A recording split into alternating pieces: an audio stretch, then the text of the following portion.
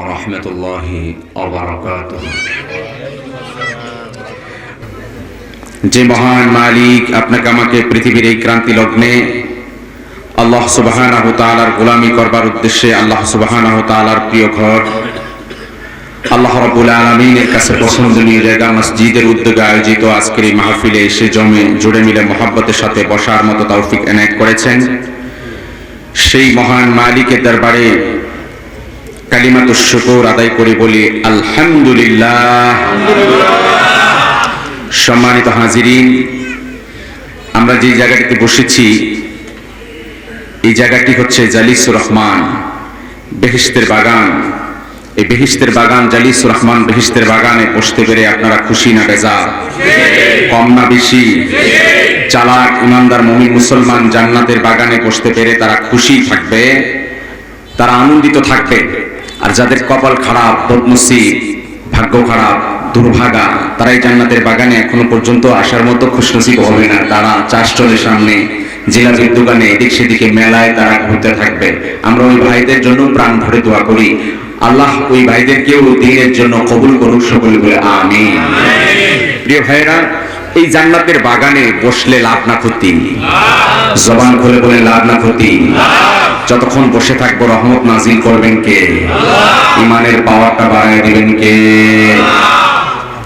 আমার ভাইয়েরা, বন্ধুরা আমার, এই জন্যই আল্লাহ রাব্বুল আলামিন কুরআনুল কারীমের সূরা আল আরাফের 204 নং আয়াতে কারিমায় ঘোষণা করলেন, ইদা কুরিয়াল কুরআনু ফাসতামিউ লাহু ওয়া আনসিতু লাআল্লাকুম তুরহামুন। আল্লাহ রাব্বুল আলামিন ডেকে বলেন, বান্দারা, যখন তোমাদের সামনে আল্লাহর কোরআনটা তেলাওয়াত করা হয়, এই কোরআনটা গভীর মনোযোগ দিয়ে তোমরা শুনতে থাকো। ওয়া আনসিতু, আর তোমরা এই কোরআনুল কারীমের তেলাওয়াতের কারণে নীরব নিস্তব্ধ হয়ে যাও। আল্লাহ রাব্বুল আলামিন বলেন, বান্দারা যদি কোরআনের তেলাওয়াতের কারণে নীরব হয়ে যাও, নিস্তব্ধ হয়ে যাও, আল্লাহর কোরআনটা যদি গভীর মনোযোগ দিয়ে শোনো, বান্দারা তোমরা ঠকবে না, ঠকবে না। আমি আল্লাহ রাব্বুল আলামিনের রহমত তোমাদের উপর অবধারিত হয়ে যাবে। আমার ভাইয়েরা, বন্ধুরা আমার, শুধু তাই নয়, এই কোরআন শুনলে কি লাভ হবে? আল্লাহ রাব্বুল আলামিন কুরআনুল কারীমের সূরা আল আনফালের 2 নং আয়াতে কারিমার ভিতরে ডেকে বললেন, ওয়া ইযা তুলিয়াত আলাইহিম আয়াতুহু যাদাতুহুম ঈমানা। আল্লাহ রাব্বুল আলামিন ডেকে বলেন, সত্যিকারের ঈমানদার মুমিন মুসলমান হলো তারাই যাদের সামনে আল্লাহর কোরআনটা তেলাওয়াত করা হয়। এই কোরআনুল কারীমের তেলাওয়াত শুনে শুনে সত্যিকারের ঈমানদার মুমিন মুসলমানের ঈমানের পাওয়ারটা বেড়ে যায়। আমার ভাইয়েরা, বন্ধুরা আমার, শুধু তাই নয়, আল্লাহ রাব্বুল আলামিন ডেকে বলেন, ওয়া নুনাজ্জিলু মিনাল কুরআনি মা হুয়া শিফাউ ওয়া রাহমাতুল লিল মুমিনিন। আল্লাহ রাব্বুল আলামিন ডেকে বলেন, নবী হে, ওয়া নুনাজ্জিলু মিনাল কুরআন, আমি আল্লাহ রাব্বুল আলামিন কুরআনুল কারীমকে নাজিল করেছি। এই কোরআনটা হলো শিফা, এটা হলো বান্দা বান্দীদের জন্য আরোগ্যের কারণ, শিফার কারণ। এই কোরআনটা বান্দা পড়বে, এই কোরআনুল কারীমের তেলাওয়াতের বদৌলতে আমার আল্লাহ রাব্বুল আলামিন অসুস্থ মানুষকে সুস্থতা দান করে। শিফাউন, এটি হলো শিফা। মুমিন মুসলমান ঈমানদার ব্যক্তি যদি এটাকে আরোগ্য হিসেবে, নিরাময়ের উপলক্ষ হিসেবে, অসুস্থ ব্যক্তি যদি শিফা হিসেবে আল্লাহর কোরআনটাকে তেলাওয়াত করে অসুস্থ ব্যক্তিকে দম করে কোরআনের সূরা পড়ে পানি পান করায়, আল্লাহ সুবহানাহু ওয়া তাআলা সুস্থ করে দিবেন। এটা হলো বাহ্যিক শিফা।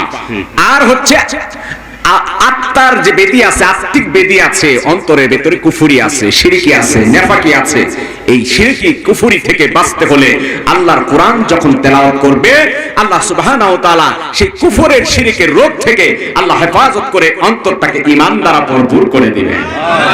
ওয়া রাহমাতুল লিল মুমিনিন, এবং মুমিনদের জন্য গোটা কোরআন কারীম এটা হলো রহমতের উপলক্ষ, শান্তির উপলক্ষ। অশান্তিতে আছে আল্লাহর বান্দা, আল্লাহর বান্দিরা যখন কোরআন কারীম খুলে তেলাওয়াত শুরু করে দিবে, আমরা আল্লাহ সুবহানাহু ওয়া তাআলা দিলের ভিতরে শান্তি আর শান্তি দান করবে।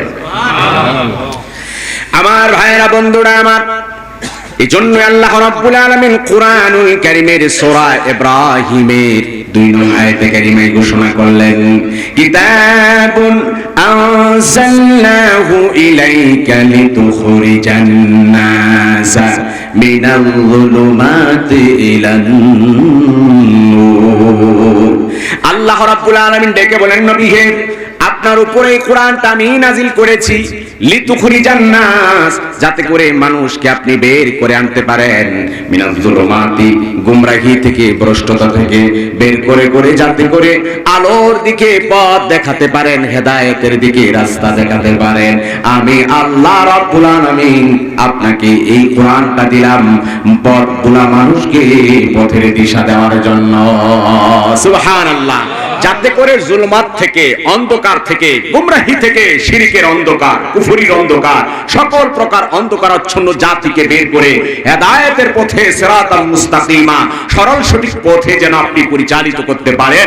নবী হে, এই জন্যই আপনার উপর আমি আল্লাহ সুবহানাহু ওয়া তাআলা কোরআনুল কারীম নাযিল করে দিলাম। বলি সুবহানাল্লাহ।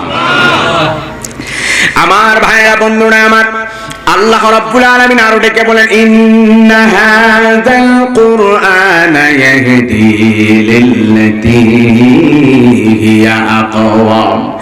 নবী হে, আপনি জানায়া দেন, নিশ্চয় নিশ্চয় এই কোরআনুল কারীম ইয়াহদি, এমন একটা রাস্তা দেখাবে, এমন একটা পথ দেখাবে যেই পথের ভেতরে কোনো বক্রতা নাই, যেই পথের ভিতরে কোনো তেরাবেঁকা নাই, এমন সরল সঠিক সহজ রাস্তা আমার আল্লাহ রাব্বুল আলামিন এই কোরআনের বদৌলতে দান করে দিবে। হেদায়েতের রাস্তা দেখাবেন কে? আরো জোরে বলেন কে? ওই কোরআনের কাছে ফিরে আসা দরকার আছে না নাই? কোরআন শুনলে লাভ না ক্ষতি? কোরআন শুনলে রহমত নাজিল করবেন কে? ঈমানের পাওয়ার বাড়ায় দিবেন কে? আর রোগ থেকে মুক্তি দান করবেন কে? রহমতের চূড়ান্ত উপলক্ষ বানিয়ে দিবেন কে? সত্যিকার ইমানদার মুমিন মুসলমানের কোরআন শুনলে এই সকল গুণাবলী অর্জন হবে। আর যার দিলের ভেতরে নেফাকি আছে, কোরআন বিদ্বেষী যারা, তাদের অন্তরে এই কোরআন জ্বালা পোড়া তৈরি করে দেয়। কথা বলে ঠিক না? কোরআনকে তারা সহ্য করতে পারে না, কোরআনকে তারা গ্রহণ করতে চায় না। তারা চায় না আল্লাহর কোরআনটা আমাদের এই জাতির ঘরে ঘরে ঢুকে যাক, কোরআনটা মানুষের হাতে উঠে যাক। তারা চায় না, কারণ তাদের ভিতরে অ্যালার্জি আছে। কথা বলেন ঠিক না? তারা হলো স্পষ্ট মুনাফিক। তারা কখনো আমাদের বন্ধু হতে পারে না, তারা কখনো আমাদের আপনজন হতে পারে না। তারা আল্লাহর দুশমন, তারা ইসলামের দুশমন, তারা জাতির দুশমন। কথা বলেন ঠিক না? ইরিদুনা লিয়ুতফিউ নূরাল্লাহি বিআফওয়াহিহিম, তারা আল্লাহর কোরআনের আলোটাকে মুখের ফুৎকার দিয়ে নিভিয়ে দিতে চায়। আল্লাহ বলেন, আল্লাহু মুতিম্মু নূরিহি, এই কোরআনের আলো মুখে নিভানো যায় না, এটার আলো আমি পূর্ণতা দিয়েছি, সুতরাং এটা জ্বলতেই থাকবে, আলোকিত হতেই থাকবে। কোরআনের আলো নিভাতে কেউ পারবে না, বরং যে নিভাতে আসবে সেই পুরে সরকার হয়ে যাবে। কথা বলেন ঠিক না? প্রিয় ভাইরা, আপনারা জানেন যে এক বছর আগে, 1.5 বছর আগে সুইডেনে এক নাস্তিক, প্রথমে ছিল খ্রিস্টান, পরে হয়ে গেছে সে নাস্তিক, সালওয়ান নামের এই নাস্তিক প্রকাশ্যে দেবালোকে মানুষের সামনে আল্লাহর কোরআনটা পুড়িয়েছিল। বলি নাউজুবিল্লাহ। আজকের নিউজ, এই নাস্তিক যে কোরআন পুড়িয়েছিল, আল্লাহর কোরআন পুরাতে চেয়েছিল, কে বা কারা তাকে প্রকাশ্যে গুলি করে জাহান্নামে পাঠিয়েছে। বলি সুবহানাল্লাহ। প্রিয় ভাইরা, আল্লাহর কোরআনের বিরোধিতা করেছে। কোরআন সে যেভাবে প্রকাশ্যে দিবালোকে মানুষের সামনে আগুন লাগিয়ে পুড়ে ছারখার করতে চেয়েছিল, ঠিক সেভাবে আজকে যখন সে তার টিকটক এবং তার বিভিন্ন রিলস বানাবার জন্য প্রকাশ্যে সে লাইভে এসেছিল বিভিন্ন সোশ্যাল মিডিয়াতে, কে বা কারা তাকে গুলি করেছে, আল্লাহর কোরআন অবমাননার শাস্তি আল্লাহ সুবহানাহু ওয়া তাআলা সুইডেনের বুকে দেখিয়েছেন। বলি সুবহানাল্লাহ। এই জন্য কোরআনের বিরোধিতা করে কেউ পার পেতে পারবে না। কথা বলেন ঠিক না? এই জন্য আওয়াজ দিয়ে বলেন আমরা কোরআনের পক্ষে না বিপক্ষে? আরো জোরে বলতে হবে পক্ষে না বিপক্ষে? কারা কারা কোরআনের পক্ষে আছেন দুটি হাত তুলে দেখান। লিল্লাহে তাকবীর। আল কোরআনের আলো, কোরআন সুন্নাহর আলো, কোরআন আছে যেখানে, কোরআন নাই যেখানে, ওয়াজ মাহফিল যেখানে, গান বাজনা যেখানে, লিল্লাহে তাকবীর। আমার ভাইরা, আল্লাহ সুবহানাহু ওয়া তাআলা এই মাহফিলকে কবুল করুন, সকলে বলে আমিন। সম্মানিত হাজিরিন, সময় অতি সংক্ষিপ্ত, আলোচনা অতি বিস্তৃত, এতটুকুর মাঝে সমন্বয় রেখে নির্ধারিত সময়ে আমি আমার আলোচনা গুছিয়ে আনার চেষ্টা করব। আল্লাহ তৌফিক দান করুন, সকলে বলে আমিন। আমি আপনাদের মাঝে পবিত্র কোরআন কারীম থেকে একটি সূরা, সূরা আল জিলজাল, কোরআন কারীমের সূরা জিলজাল খুতবায় আমি তেলাওয়াত করেছি। এই সূরাটি সূরা জিলজাল, এই সূরাটি কোরআনের 99 নম্বর সূরা। কত নম্বর সূরা? 99 নম্বর সূরা। এই সূরার ভিতরে আয়াত আছে 8টি। আয়াত আছে কয়টি? এবং এই সূরার ভিতরে রুকু হলো একটি। আর এই সূরায় আলফাজ, যে শব্দ, ওয়ার্ড, এভাবে যদি ভেঙে ভেঙে দেখা হয়, এই কোরআনের এই সূরার ভিতরে শব্দ আছে 36টি। কয়টা আছে? 36টি। আর একটা একটা করে হরফ হরফ করে যদি বলেন, ইদা জুলজিলাতিল আরদু জিলজালাহা, একটা একটা করে যদি আপনি গুনেন হরফ, অক্ষর, তাহলে এখানে অক্ষর আছে 156টি। বলেন সুবহানাল্লাহ। সূরা আল জিলজাল এটি মক্কায় অবতীর্ণ, মাক্কি। রাসূলুল্লাহ সাল্লাল্লাহু আলাইহি ওয়াসাল্লামের মক্কায় থাকাকালীন, হিজরতের আগে মাক্কি জীবনে যে সমস্ত সূরাগুলো নাজিল হয়েছে সেগুলোকে মাক্কি সূরা বলা হয়। হিজরতের পর মদিনায় রাসূলুল্লাহ সাল্লাল্লাহু আলাইহি ওয়াসাল্লাম থাকাকালীন যেই সূরাগুলো নাজিল হয়েছে সেই সূরাগুলোকে বলা হয় মাদানী সূরা। রাসূলুল্লাহ সাল্লাল্লাহু আলাইহি ওয়াসাল্লামের উপর নাজিলকৃত এই সূরা আল জিলজালের ভিতরে 2টি অধ্যায় আছে। কয়টা অধ্যায় আছে? 2টা। একটা অধ্যায় হলো কিয়ামতের বর্ণনা, কিয়ামতের বিভীষিকাময় পরিস্থিতির বর্ণনা। আরেকটি অধ্যায় হচ্ছে কিয়ামতের পরে হাসরের ময়দানে বান্দা বান্দীদের আমলনামার বর্ণনা। সেদিন তাদের আমলনামা তারা দেখতে পাবে। এই আমলনামার বিবরণ আল্লাহ সুবহানাহু ওয়া তাআলা এই সূরার ভিতরে আলোকপাত করে দিয়েছেন। এই সূরা জিলজাল এটাকে সূরাতুল জামিয়া বলা হয়। কি সূরা বলা হয়? সূরাতুল জামিয়া। জামিয়া মানে হচ্ছে ব্যাপক, অর্থবোধক একটি সূরা। আল্লাহর নবীর সাহাবী হযরতে আব্দুল্লাহ ইবনে আমর ইবনে আস রাদিয়াল্লাহু তাআলা আনহু বর্ণনা করেন। তাফসীর ইবনে কাসিরের বর্ণনা এসেছে সূরা জিলজালের এই তাফসীরে সাহাবী আব্দুল্লাহ ইবনে আমর ইবনে আস রাদিয়াল্লাহু তাআলা আনহু তিনি বর্ণনা করেন, নবীজির একজন সাহাবী এলেন আল্লাহর নবীর দরবারে। যেই সাহাবীর নাম ছিল, অন্য বর্ণনা এসেছে সাসা। নবীজির কাছে ওই লোকটা আসলেন।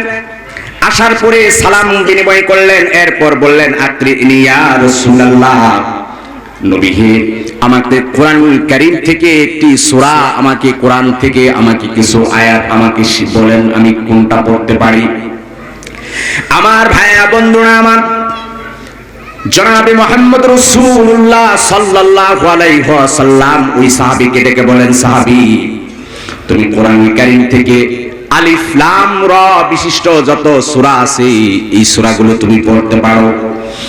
আল্লাহর নবীর কাছে ওই সাহাবী ডেকে বলেন, ইয়া রাসূলুল্লাহ, ইয়া হাবিবাল্লাহ, আলিফ লাম রা বিশিষ্ট যেই সূরাগুলো আছে অনেক বড় সূরা।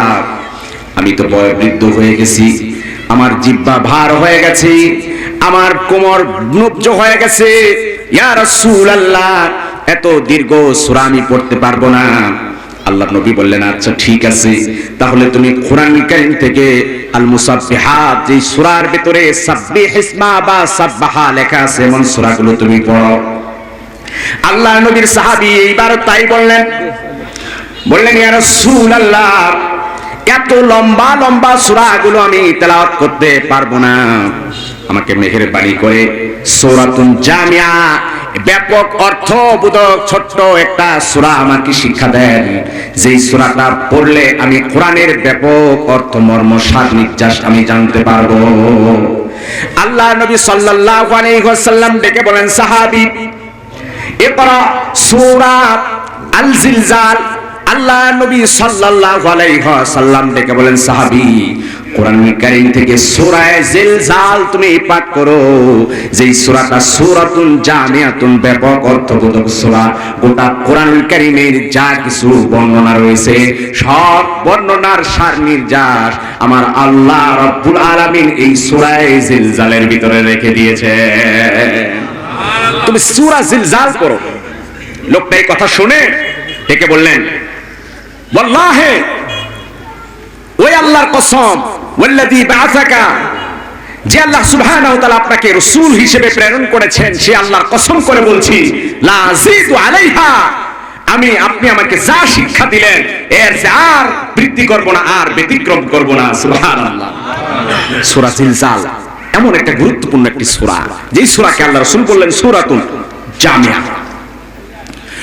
নবীজির এক সাহাবীকে বললেন, ডেকে বলেন, সাহাবী তুমি কেন এখনো বিবাহ বন্ধনে আবদ্ধ হচ্ছ না, কেন বিয়ে করো না? আল্লাহ নবী সাহাবী বললেন, ইয়া রাসূলুল্লাহ, আমি বিয়ে করব, মহারণা দেওয়ার মতো তো টাকা পয়সা আমার কাছে নাই।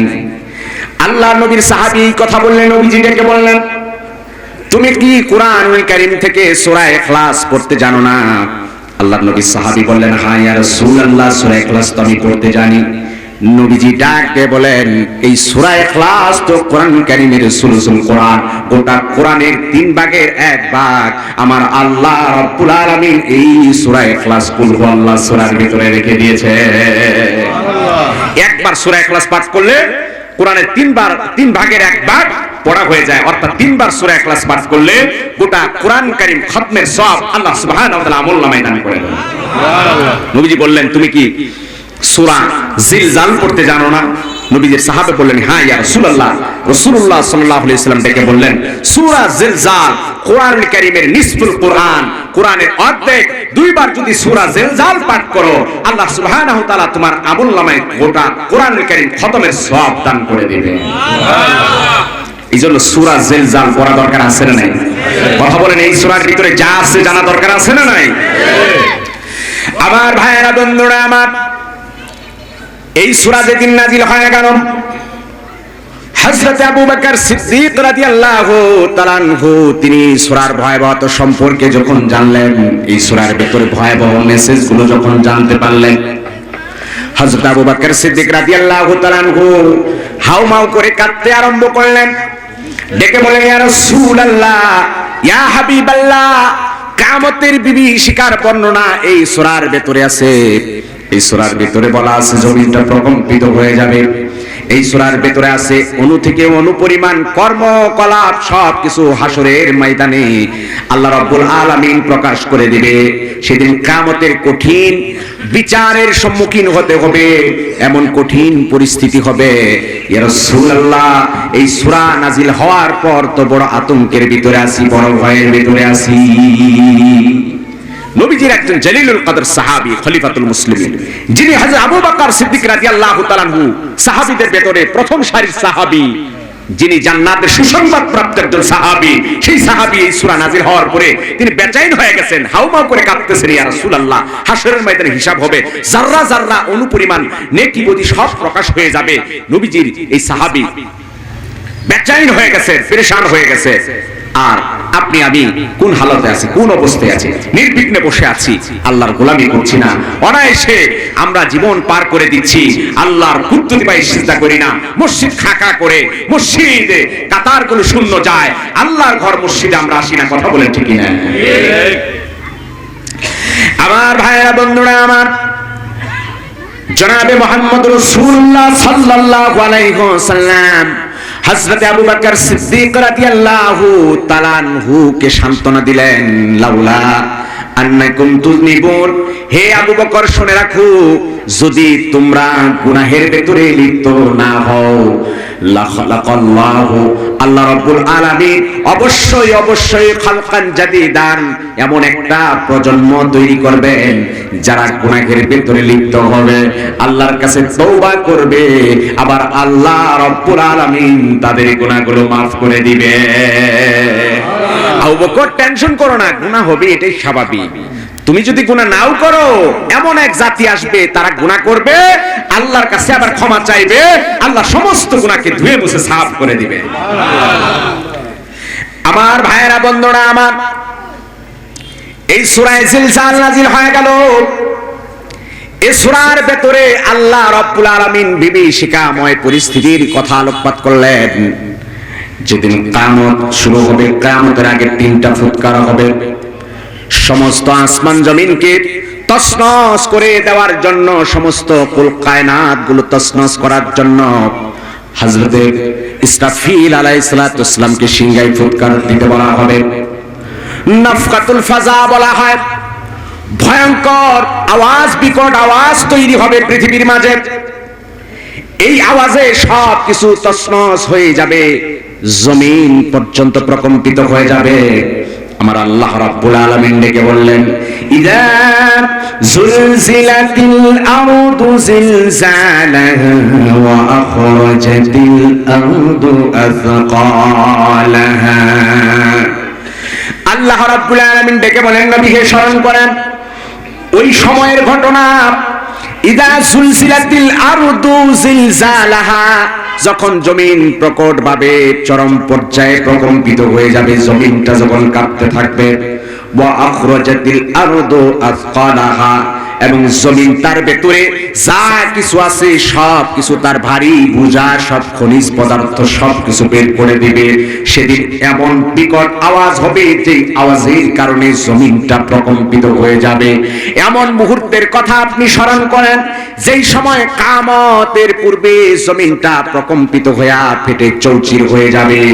এমন কঠিন পরিস্থিতিতে আল্লাহ রাব্বুল আলামিন মানুষকে ফেলবেন, সময়টার কথা স্মরণ করুন। সুলসিলাতিল আরদু জিলজালাহা, জমিন জালজালা হবে, প্রকম্পিত হবে। জালজালা ইউজালজিলু, কেঁপে ওঠা, কেঁপে উঠবে। ভূমিকম্প হবে, যেটাকে আমরা বলি ভূমিকম্প। মাঝে মধ্যে আমাদের দেশে ভূমিকম্প হয় কি হয় না? মাঝে মধ্যে ভূমিকম্প হয়। বেশ কয়েক বছর, কিছুদিন আগে হয়েছে তো, বেশ কয়েক বছর আগে একটা ভূমিকম্প হয়েছিল ফজরের নামাজের আগে। কথা বলেন ঠিক কিনা? বিকট ভূমিকম্প হয়েছিল, যেটা রিক্টার স্কেলে প্রায় 7 মাত্রার কাছাকাছি। বড় একটা ভূমিকম্প আমাদের বাংলাদেশে হয়েছিল। কিন্তু সেই সময় মানুষগুলো ঘুমেছিল, ঘুম থেকে এতটাই ভূমিকম্প হয়েছে মানুষ বুঝতে পারে না এটার মাত্রা কি ছিল। ঘুম ভেঙে ঘর বাড়ি থেকে মানুষ বের হয়ে রাস্তায় চলে এসেছিল। কথা বলেন ঠিক কিনা? আবার আল্লাহ সুবহানাহু ওয়া তাআলা চাইলে সেই সময় সব তছনছ করে ফেলতে পারতেন, শেষ করে দিতে পারতেন। কিন্তু আল্লাহ সুবহানাহু ওয়া তাআলা এই জমিনকে কোরআনের বদৌলতে, তাহাজ্জুদওয়ালা, তাহাজ্জুদ গুজার আল্লাহ ওয়ালাদের আমলের বদৌলতে আল্লাহ সুবহানাহু ওয়া তাআলা এই জমিনকে হেফাজত করেছেন। কথা বলেন ঠিক কিনা? না হয় জমিনে যে পরিমাণ গজব, যে পরিমাণ অন্যায়, যে পরিমাণ অশ্লীলতার কাজ হয়, আল্লাহ সুবহানাহু ওয়া তাআলা চাইলে মুহূর্তে সব তছনছ করে দিতে পারেন। কথা বলেন ঠিক কিনা? ভূমিকম্প হয়, জমিনটা মাঝে মধ্যে কেঁপে ওঠে।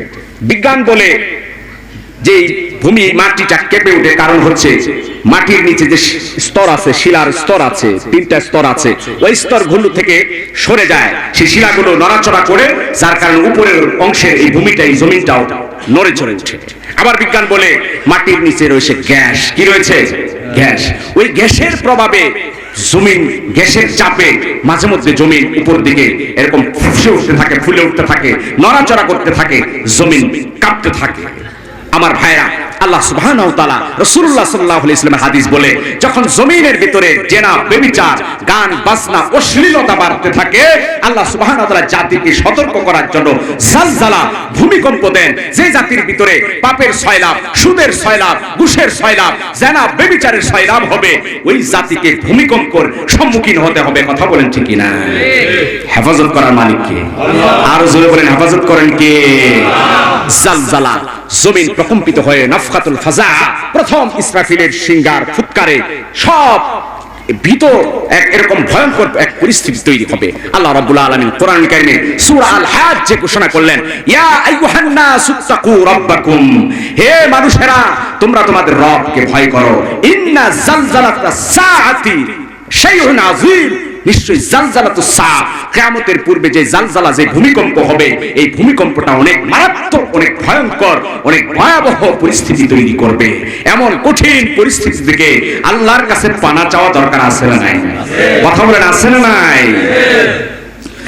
আমার ভাইয়েরা বন্ধুরা আমার, আল্লাহ রাব্বুল আলামিন ডেকে বলেন, وأخرجت الأرض أثقالها وقال الإنسان ما لها। আল্লাহ রাব্বুল আলামিন ডেকে বলেন, وأخرجت الأرض أثقالها, সেই দিন জমিন তার ভেতরে ভারী ভারী জিনিসগুলো পর্যন্ত বের করে দিবে। মানুষ কিভাবে জমিন থেকে সবকিছু বের হয়ে যাবে? এত বিশাল সম্পদ, সেই সম্পদগুলো, খনিজ পদার্থগুলো বের হয়ে যাবে। যারা মারা গিয়েছে, যারা মারা যাবে, তারা পর্যন্ত বের হয়ে যাবে। এইভাবে যত জিনিসপত্র সবকিছু বের হবে। যেখানে মানুষ দাঁড়িয়ে অপরাধ করেছে, অন্যায় করেছে, ওই অন্যায় অপরাধগুলো আকৃতি হয়ে সেগুলো জমিন ফেটে ফেটে অন্যায়গুলো বের হতে থাকবে। এইভাবে সবকিছু মানুষ দেখবে।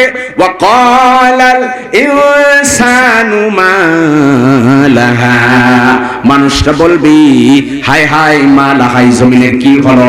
সবকিছু আমাদের চোখের সামনে বের হয়ে যাচ্ছে। এই সম্পদ যখন বের হয়ে যাবে, তাফসীরে কাসীর ইবনে কাসীরের বর্ণনা এসেছে, হযরত আবু হুরায়রা রাদিয়াল্লাহু তাআলা আনহু বর্ণনা করেন, সেদিন এই বিভীষিকাময় পরিস্থিতি থেকে যে ব্যক্তি আত্মীয়তার সম্পর্ক ছিন্ন করেছিল, সেই লোকটাও যখন দেখবে জমিনের ভিতর থেকে স্বর্ণ রূপা সহ খনিজ পদার্থগুলো বের হবে, ডেকে বলবে, হায় হায় তোর কারণেই তো আমার আত্মীয়তার সম্পর্ক ছিন্ন করেছি। খুনি মানুষটা যখন দেখবে আর বলবে, রে সম্পদ, তোর কারণে বহু মানুষকে আমি খুন করেছি, হায় রে সম্পদ। এইভাবে কিয়ামতের কঠিন পরিস্থিতির পূর্বে যখন জমিনটা এইভাবে বিদীর্ণ হয়ে যাবে, মানুষ এগুলো দেখে দেখে আক্ষেপ করবে আর আফসোস করতে থাকবে, জমিনের কি হলো? আল্লাহ রাব্বুল আলামিন বলেন, এই জমিন কথা বলবে, বিআন্না রাব্বাকা আওহা লাহা, এই কারণে যে আল্লাহ রাব্বুল আলামিন জমিনকে নির্দেশ দিয়েছে, জমিনকে অর্ডার দিয়ে দিয়েছে, জমিনের ভিতর থেকে যেখানে যা ছিল সব বের হয়ে যাবে। আর সব কিছু সেদিন কথা বলা শুরু করে দিবে, সব কথা বলা শুরু করে দিবে, ভেতর থেকে সব কিছু বের হয়ে যাবে। মানুষ সেদিন বলবে, আহারে এই জমিনের কি হলো? এইভাবে সব কিছু বের হয়ে আসছে কেন? এই কিয়ামতের পূর্বে এই বিভীষিকাময় মুহূর্ত মানুষের সামনে হয়ে যাবে। সেটা হলো নাফখাতুল ফাজা, ইসরাফিলের সিংহার ফুৎকারে সব তছনছ হয়ে যাবে, জমিনটা ফেটে চৌচির হয়ে যাবে, আসমান ভেঙে খান খান হয়ে যাবে, আর পাহাড় রেজা রেজা হয়ে যাবে। আল্লাহ সুবহানাহু ওয়া তাআলা বলেন, আল কারিআতু মাল কারিআ ওয়া মা আদরাকা মাল কারিআ, নবী হে আপনি জানেন করাঘাতকারী কি, দরজায় নককারী বিকট আওয়াজ কি? আপনি জানেন? আমা আদরাকা মাল কারিআ ইয়াউমা ইয়াকুনুন নাসু কাল ফারাশিল মাবসুস, সেদিন মানুষগুলো বিক্ষিপ্ত পঙ্গপালের মতো হবে। ওই যে বাড়িতে ধান কেটে আনলে, ধান কেটে আনার পরে দেখবেন সেখানে রাতের বেলায় যদি কুপি বাতি থাকে, গ্রামে আগের সময় কারেন্ট তো ছিল না, যে কুপি বাতি জ্বালানো হতো বা হ্যারিকেনের বাতি লাগানো হতো, সেখানে ধানের পোকাগুলো চারদিকে একেবারে ছুটে আসতে থাকতো, আগুন জেনেও আগুনের ভিতরে লাফ দিয়ে পড়ে যেত। কথা বলেন ঠিক কিনা? কাল ফারাশিল মাবসুস, বিক্ষিপ্ত পঙ্গপালের মতো হয়ে যাবে মানুষ কিয়ামতের এই বিভীষিকাময় মুহূর্তে। কিয়ামতের পূর্বে মানুষ পাগল পারা হয়ে যাবে, দিশেহারা হয়ে যাবে। ওয়াতাকুনুল জিবালু কাল ইহনিল মানফুশ, আর সেদিন পাহাড়গুলো রেজা রেজা হয়ে যাবে, টুকরা টুকরা হয়ে যাবে। কাল ইহনিল মানফুশ, ধুনিত তুলার মতো।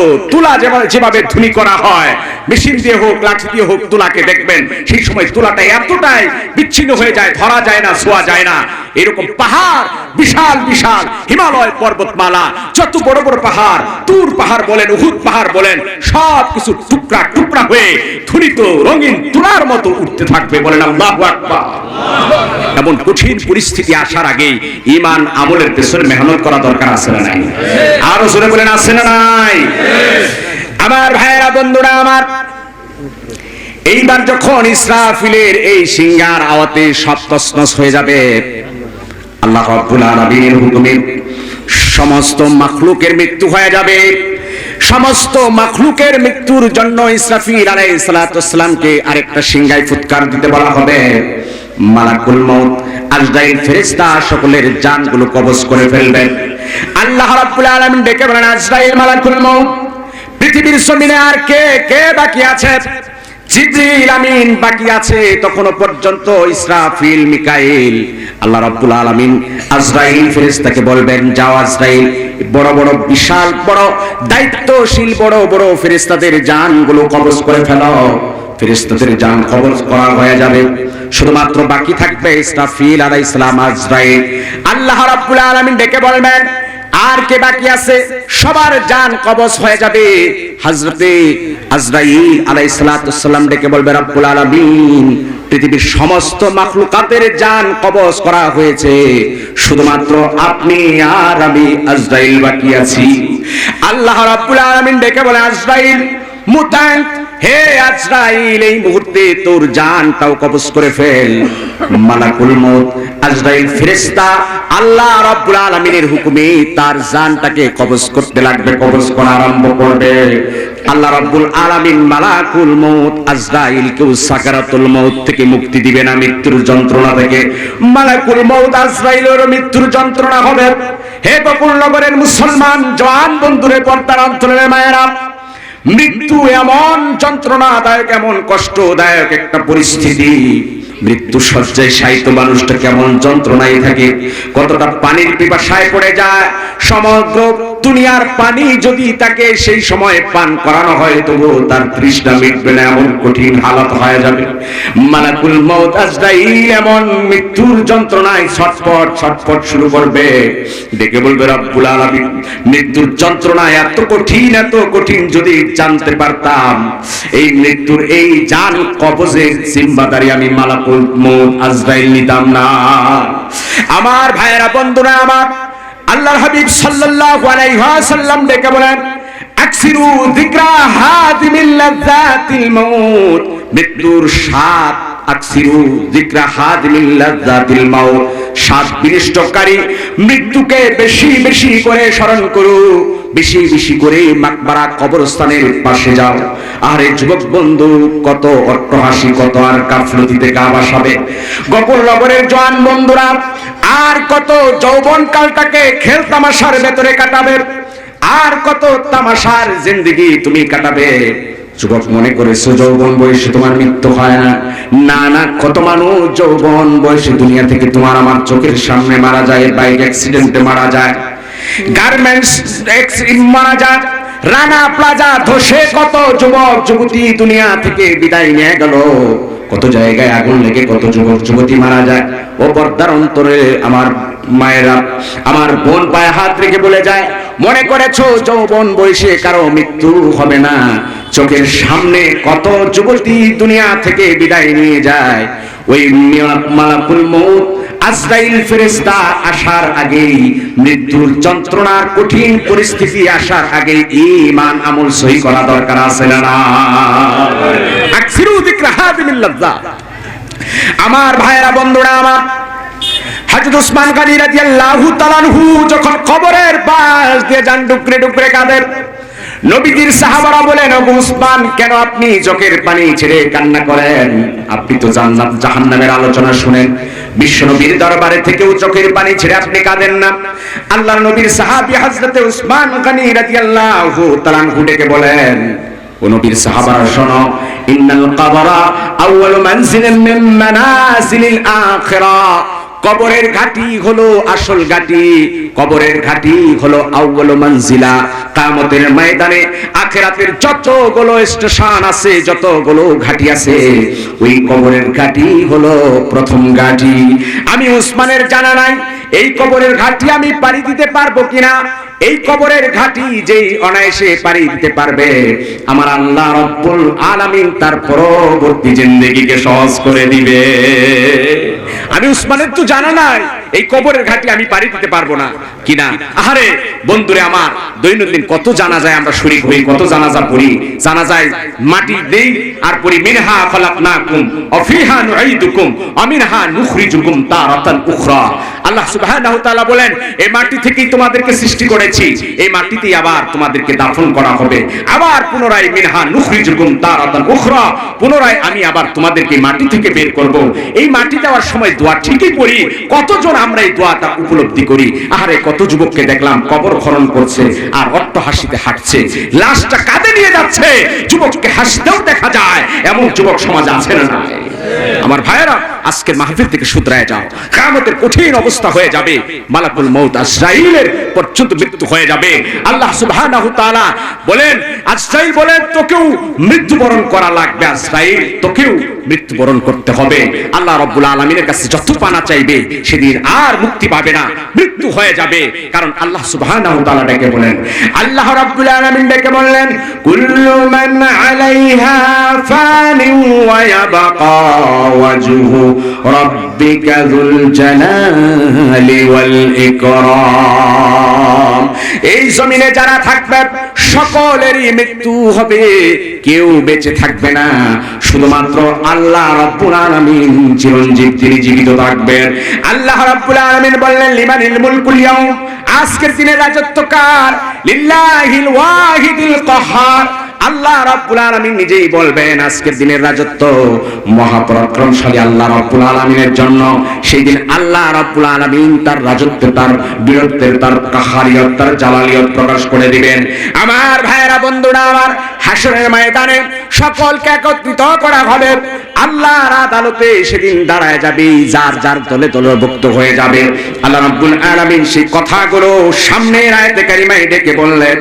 আল্লাহ রাব্বুল আলামিন ডেকে বলেন, ইয়াউমাইযি ইয়াসদুরুন নাসু আশতাতান লিইউরাউ আমালাহুম। সেদিন মানুষেরা বিভিন্ন দলে দলে বিভক্ত হয়ে মানুষগুলো ছুটবে, মানুষগুলো দলে দলে দাঁড়িয়ে যাবে, আর সেদিন যার যার আমলনামা দেখতে থাকবে। পরীক্ষা শেষে যখন ফলাফল দেওয়া হয়, রেজাল্ট যেদিন টানায় দেওয়ার কারণে দলে দলে ক্লাসে ক্লাসে সবাই দৌড়ে যায় ভিড় করে, সেদিন কিয়ামতের ময়দানে সবাই যার যার আমলনামা দেখার জন্য স্থির হয়ে যাবে। আমার ভাইয়েরা, বন্ধুরা আমার, হাসরের ময়দানে সব প্লে হয়ে যাবে। দুনিয়ার আদালতে টাকা দিয়ে, ঘুষ দিয়ে, জনবল খাটিয়ে দুনিয়ার আদালতে পার পাওয়া যেতে পারে, ওই হাসরের ময়দানে আল্লাহর আদালত থেকে কেউ রেহাই পেতে পারে না। কথা বলেন ঠিক কিনা? দুনিয়ার আদালতে ঘুষ দিয়ে, জনবল দিয়ে, ক্ষমতার বলে, নিজের পাওয়ারের বলে দুনিয়ার আদালতে হাজারো অপরাধ করে নিজেকে নিরপরাধ প্রমাণ করা যায়, অপরাধীকে বেকসুর খালাস করা যায়, দুনিয়ার আদালতে সম্ভব। কিন্তু আল্লাহর আদালতে এক চুল পরিমাণ কেউ সামনে অগ্রসর হতে পারবে না। কথা বলেন ঠিক কিনা? সেদিন কোনো ঘুষ চলবে না, সেদিন কারো কোনো সুপারিশ চলবে না, এমন কঠিন পরিস্থিতি সেদিন হয়ে যাবে। ইয়াউমা ইয়াকুমুর রূহু ওয়াল মালাইকাতু সাফফান লা ইয়াতাকাল্লামুন। সেদিন ফেরেশতারা কাতারবদ্ধ হয়ে যাবে, মানুষেরা কাতারবদ্ধ হয়ে যাবে, সেদিন কেউ কথা বলবে না। লা ইয়াতাকাল্লামুন ইল্লা মান আদিনা লাহুর রহমান, কেবল অতিশয় দয়ালু আল্লাহ যাকে অনুমতি দিবেন তিনি ছাড়া আর কেউ সেদিন কথা বলতে পারবে না। কথা বলেন ঠিক কিনা? এজন্য আমার ভাইরা, অন্ধকার কবর দেশে ওই পরকালীন জিন্দেগীর জন্য আমল করা দরকার আছে না নাই? আল্লাহ রাব্বুল আলামিন বলেন, ফামাইয়ামাল মিসকালা যাররাতিন খায়রান ইয়ারা। যে ব্যক্তি যাররা পরিমাণ, মিসকালা যাররাতিন, যাররা মানে হচ্ছে সরিষার দানা, কিবা যাররা হচ্ছে আপনার ইবনে কাসিরের বর্ণনা এসেছে ছোট্ট পিপিলিকাকেও যাররা বলা হয়, শস্য দানা। যাররা পরিমাণ, শস্য দানা পরিমাণ নেক কাজ, ফামাইয়ামাল মিসকালা যাররাতিন খায়রা, নেক কাজ যদি কেউ করে সেটাও দেখতে পাবে। ওমাইয়ামাল মিসকালা যাররাতিন শাররাই, কেউ যদি মন্দ কাজ করে, খারাপ কাজ করে, সেদিনও সেটা তার আমলনামায় দেখতে পাবে। কথা বলেন ঠিক কিনা? সেদিন কিয়ামতের বিভীষিকাময় মুহূর্তে যার যার আমলনামা দেখানো হবে, সেদিন মানুষ অস্বীকার করবে নিজের আমল, নিজের নথিপত্র সব ফাইল পেশ করা হবে, এরপরে বলবে এটা আমার না, এটা সম্ভবত মিস্টেক হয়েছে, এমন কথা বলবে। সেদিন মানুষ অস্বীকার যে যেতে চাইবে, আল্লাহ সুবহানাহু ওয়া তাআলা কোরআনুল কারীমে সূরা ইয়াসিনের ভিতরে ডেকে বলেন সেদিন অস্বীকার যাওয়ার কোনো সুযোগ থাকবে না। কথা বলেন ঠিক না? আল্লাহ রাব্বুল আলামিন ডেকে বললেন আল ইয়াওমা নাখতিমু আলা আফওয়াহিহিম ওয়া তুকাল্লিমুনা আইদিহিম ওয়া তাশহাদু আরজুলুহুম বিমা কানু ইয়াকসিবুন। আল্লাহ রাব্বুল আলামিন বলেন আজকের দিনে মুখগুলো বন্ধ করে দেওয়া হবে, মুখটাকে আল্লাহ রাব্বুল আলামিন বন্ধ করে দিবেন। আর এরপরে তুকাল্লিমুনা আইদিহিম, আল্লাহ রাব্বুল আলামিন বলেন অপরাধী বান্দা তারা হাত সেদিন কথা বলবে, ওয়া তাশহাদু আরজুলুহুম, পা সেদিন সাক্ষী দিবে কোন জায়গায় দাঁড়িয়ে অন্যায় করেছো, সুদ ঘুষের কারবার করেছো, জেনা ব্যভিচারের কারবার করেছো, মানুষের উপর জুলুম করেছো, পা পর্যন্ত সাক্ষী দিবে, অঙ্গ প্রত্যঙ্গ প্রত্যেকটা বিষয়ের সেদিন সাক্ষী দিতে থাকবে। ওই কিয়ামতের কঠিন মুসিবত থেকে কেউ রেহাই পাবে না, কঠিন অবস্থা হয়ে যাবে। ওই দিন শুধুমাত্র ঈমান আমল যাদের সঠিক হবে আল্লাহ সুবহানাহু ওয়া তাআলা তাদেরকে নাজাতের রাস্তা খুলে দিবেন। সুবহানাল্লাহ। আল্লাহ রাব্বুল আলামিন ডেকে বললেন ইন্নাল্লাযীনা আমানু ওয়া আমিলুস সালিহাতি কানাত লাহুম জান্নাতুল ফিরদাউসি নুজুলা।